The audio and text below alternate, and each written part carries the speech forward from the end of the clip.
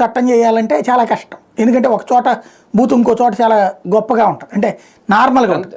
ఇప్పుడు సాధారణంగా ఈ అమ్మ అన్ని మాట్లాడుతుంటారు కొంతమంది, ఇది మామూలుగా అది నచ్చని వాళ్ళకి బూతు. అదే సందర్భంలో రొటీన్గా మాట్లాడడం అలవాటైన వాళ్ళు బోల్డ్ అంతమంది ఉన్నారు. బూతు లేని మాట అనేది సంస్కారానికి సంబంధించినటువంటి అంశం. అది మనం మాట్లాడేది అది.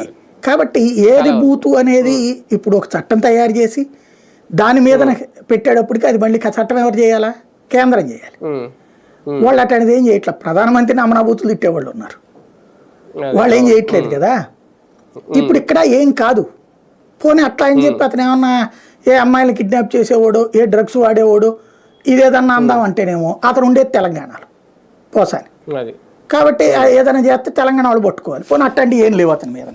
పోనీ ఏదైనా వీళ్ళే నిరూపించి చేద్దామంటే ఇక ఏంటయ్యా అంటే ఇక్కడది ఏదో ఒకటి ఇట్లాంటి కేసులు.